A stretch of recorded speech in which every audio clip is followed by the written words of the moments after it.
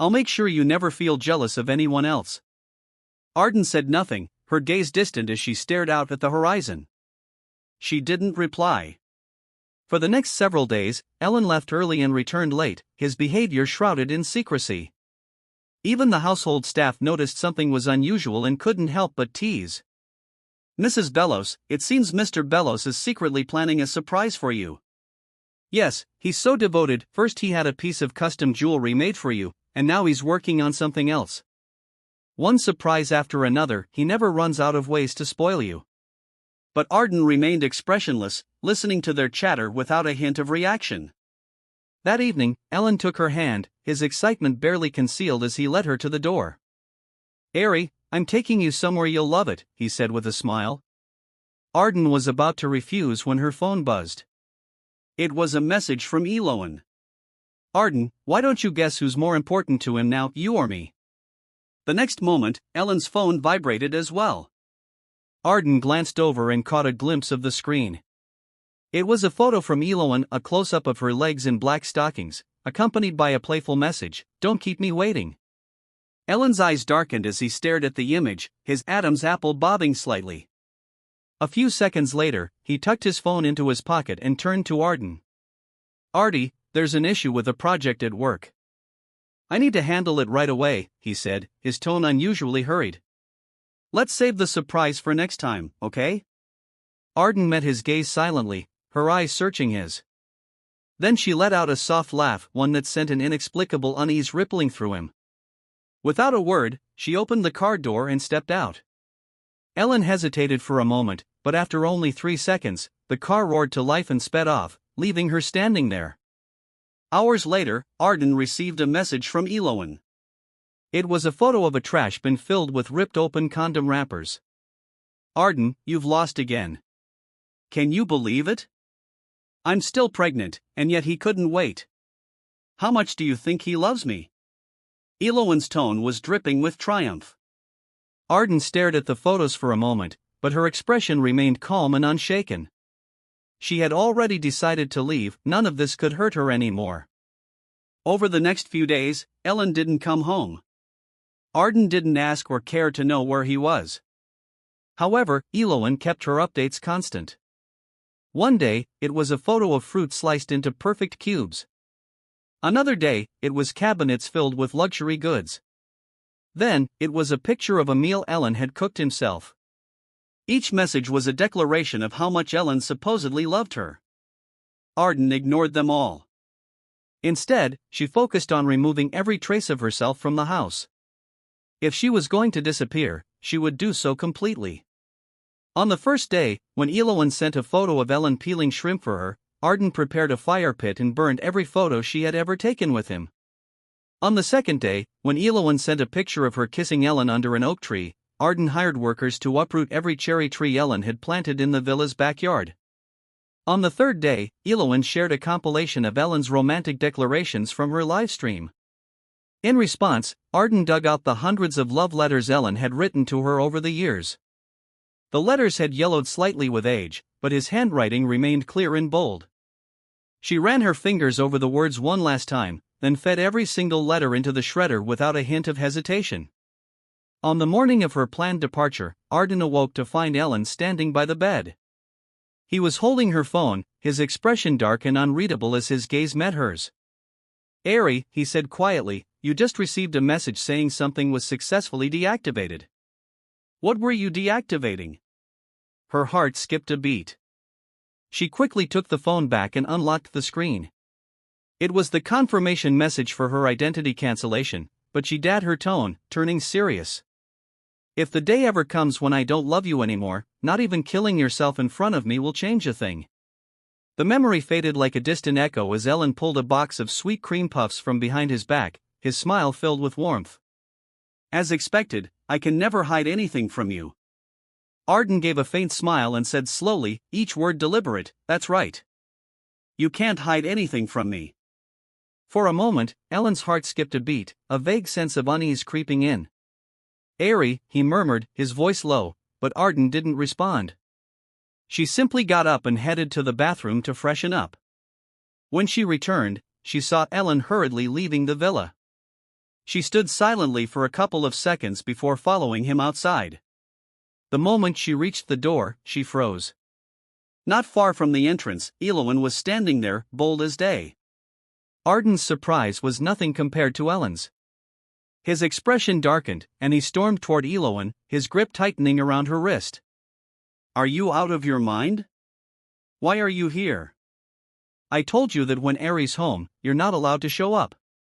Eloin flinched at his sharp tone, her entire body trembling as her eyes reddened with tears. He smiled faintly, ruffled her hair affectionately, and turned to leave. Moments later, the sound of his car starting echoed outside, fading away into the distance until it disappeared entirely. The smile on Ardan's face vanished, replaced by silent tears that slid down her cheeks. She wiped them away, her movements steady, and walked to the table. Without hesitation, she tossed the box of sweet cream puffs into the trash. Then, she went to her room to retrieve the suitcase she had packed long ago. Standing in the living room, she gave the house one final look before pulling out her phone. She sent Ellen one last message: "It's been 2 weeks. You can open the anniversary gift I gave you now." His reply came almost instantly.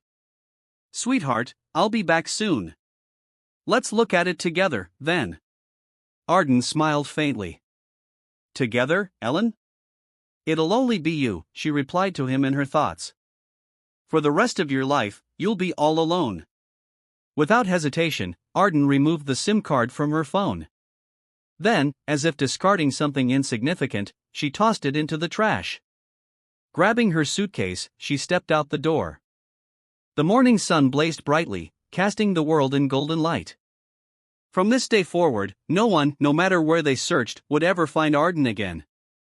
With her temporary identification in hand, Ardan boarded a cab to the airport. As the plane lifted off, it felt like everything was finally behind her. When she landed in Florin, she stepped into her new life as the owner of a small seaside inn. Meanwhile, back in Riverdale, Ellen was on the verge of losing his mind. Rewind a few hours earlier. After dropping Eloin off at her home, she clung to him, refusing to let go. "Ellen, you've already brought me this far. Aren't you going to come home with me?" she said, tracing suggestive circles in his palm. Ellen hesitated, an unexplainable unease bubbling in his chest. "Not tonight. Go on upstairs." "I need to get back to Artie," he said, pulling his hand away. He'd promised Ardan he'd spend time with her. It had been far too long since they'd had a proper moment together. She'd start throwing a fit if he didn't keep his word. Thinking of her, a faint smile tugged at the corners of his mouth, a trace of warmth rising in his chest. But Eloin wasn't so easily dismissed. Wrapping her arms around his waist, she leaned in, her voice teasing. "Ellen, don't you want to see me in that outfit you've been dying to see? I'm warning you, if you don't come up now, I'm not putting it on next time." Her hands trailed under his shirt, her touch bold and deliberate. Ellen's expression darkened. "No, I promised Artie." But after Eloin's persistent advances, he finally gave in. Hours later, he adjusted his clothes, smoothing out every wrinkle to ensure there wasn't a trace of evidence left. Then he got in his car and drove home. "Arie, I'm back." "Sorry for being so," Ellen froze mid-sentence, an odd feeling creeping over him. The villa was eerily quiet, and there was no sign of Ardan anywhere. His gaze fell on the trash bin, where the untouched box of cream puffs sat, perfectly intact. She hadn't eaten a single one. A jolt of panic shot through his chest as his eyes darted around the living room, searching for something, anything, that would explain her absence. It was as if he expected her to step out any moment, smiling at him like always. "Arie," he called her name again and again, but the silence in the house only deepened the dread growing inside him. An unthinkable thought began to take root. She left me? No, he couldn't accept it. "Artie, is this a joke? Come out now. Let's open the anniversary gift together. You said we would, remember? Look, I was wrong this morning. I shouldn't have gone to work. I'm sorry." Ellen kept speaking as he moved through the house, his voice shaky, his steps frantic. He scanned every corner, hoping to find her hiding, waiting to surprise him. That was when he noticed something strange. The villa looked emptier. Where were the photos of him and Ardan? His mind raced as he looked around, his panic swelling. All the photos were gone, even their wedding portrait was missing. Ellen felt like he was losing his grip on reality, the realization crashing down on him. She hadn't just left, she had erased herself from his life. Ellen instinctively headed to the backyard, where the cherry trees he had planted once stood. Now, the area was completely leveled, as if the trees had never existed. A few workers were busy sowing flowers and grass, trying to cover the bare patch of land. Who told you to plant this here? Where did the cherry trees go? Ellen barked, his voice sharp, laced with a tension he couldn't quite hide. The workers exchanged uneasy glances before one of them hesitantly replied, "Mr. Bellos, 3 days ago, Mrs. Bellos told us to cut down the cherry trees and have them burned. You've always indulged her, so we followed her instructions." The others nodded nervously, their unease growing as Ellen's expression darkened. "What?" His voice trembled slightly. "Burned?" He staggered back a step, disbelief etched across his face. It felt like a bolt of lightning had struck him, leaving him reeling. His knees nearly buckled as the weight of the realization began to sink in. "Do you know where Ari went? When did she leave?" Ellen asked, his voice hoarse as he licked his dry lips. The staff exchanged uneasy glances before one of them replied, "Sir, Mrs. Bellos left early this morning with her suitcase. We don't know where she went." "Left? Where could she have gone?" Ellen's mind was blank, flooded with a wave of panic as he struggled to think. Her parents had long since remarried and built separate families, so there was no chance she'd go to them. Clinging to a shred of hope, he began calling her friends. "Hello, this is Ellen Bellos. Is Ari with you?" "What? Are you serious? Why would Ari be here?" Again and again, the same conversation repeated itself. He even called his friends, but no one had any idea where Ardan might be. Despair crashed over him in relentless waves. It felt like he was being dragged back to a time when she wasn't in his life, a time of emptiness and chaos. She was his greatest love, the very center of his being, as vital to him as the flesh over his heart. And now, it felt as though that flesh was being ripped away, leaving nothing but raw, agonizing pain. "Ari, stop playing games with me, please. I need to see you," he roared, his voice cracking, his eyes bloodshot. He was like a lion mourning the loss of its mate, consumed by grief and rage. Then, as if struck by a sudden thought, he bolted upstairs. In his study, the gift box Ardan had left for him sat waiting. With trembling hands, he carefully peeled off the sticky note that read "Open in 2 weeks" and reached for the box. Clutching the gift box like it was his last lifeline, Ellen's expression was filled with desperate hope. "Maybe Artie left me a message. Maybe she wants me to find her," he murmured, his voice thick with desperation. His trembling hands tore through the layers of wrapping until he finally opened the box. Inside was a divorce agreement, signed with Ardan's name. No, this can't be real. "This isn't possible," Ellen whispered, his voice cracking as he stared at the papers in disbelief. He gripped the divorce papers tightly, sinking into a chair as if the weight of what he was seeing had knocked the air out of him. "Ari loves me. She would never leave me. Someone must have switched the gift. This isn't from her," he shouted through clenched teeth, refusing to accept the truth. In his frenzy, he summoned all the villa staff and interrogated them one by one. "Who touched the gift box in my study?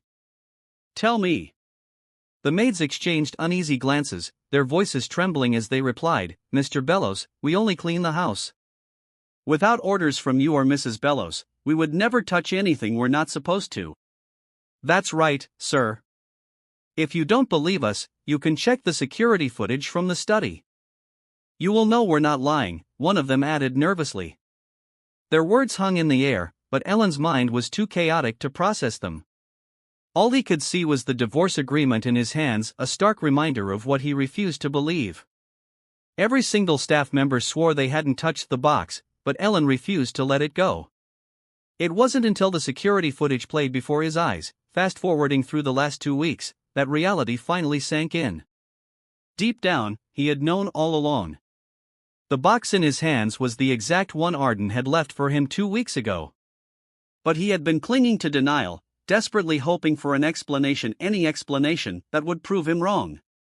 In just 30 minutes, the torment he endured felt like an eternity.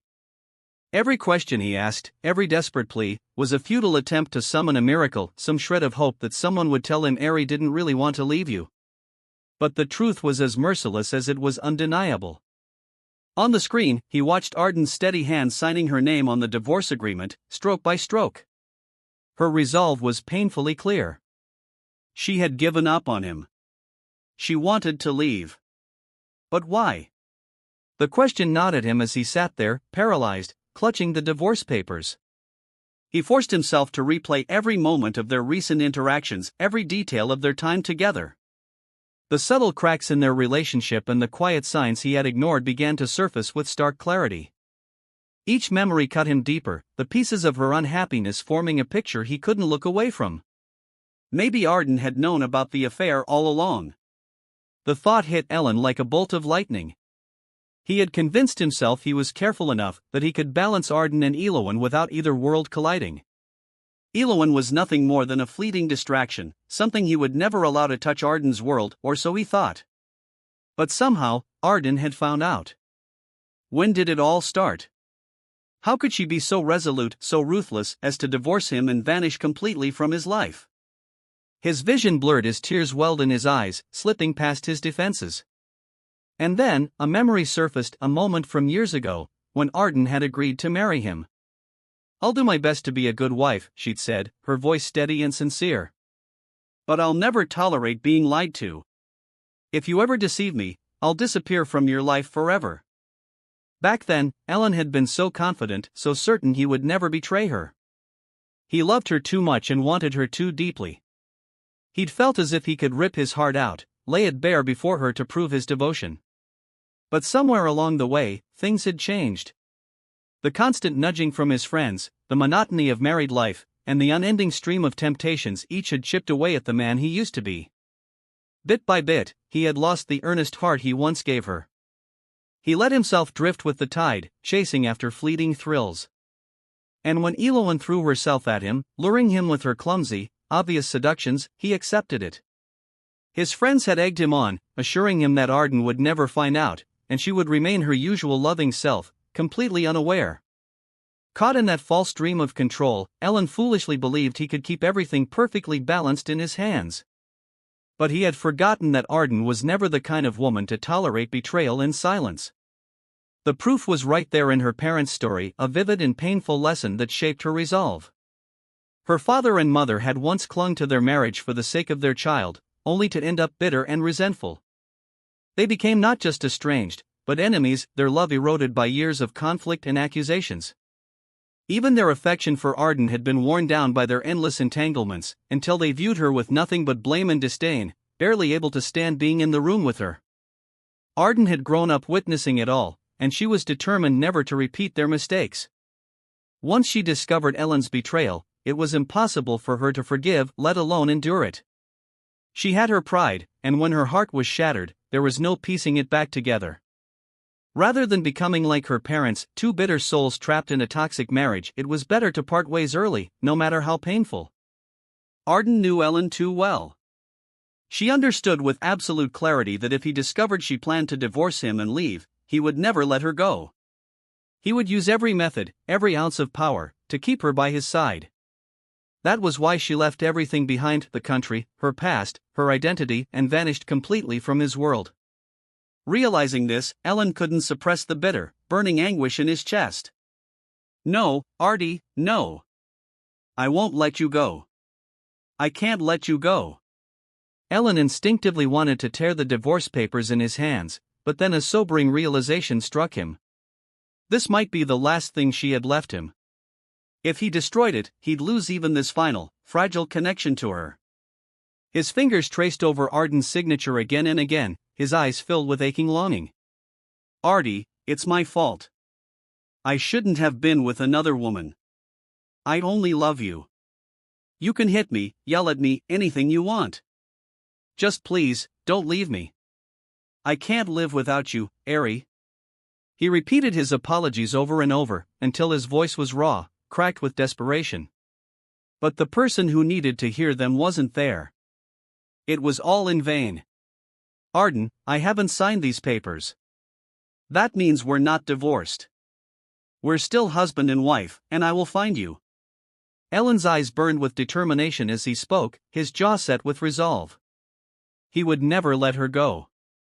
She was his, always had been, and he'd admit his faults, but he would never accept her leaving. Carefully, almost reverently, he tucked the divorce papers away, treating them like a treasure. At least he still had photos of her on his phone, small, fleeting moments that eased the unbearable ache of missing her. He began searching through the house, desperate to find anything connected to Ardan, any shred of her presence. But she had been thoroughly ruthless in erasing herself. Everything that had tied her to this home was gone. Unworn clothes had been sold or thrown out. Personal belongings were nowhere to be found. Ardan continues as per the original text.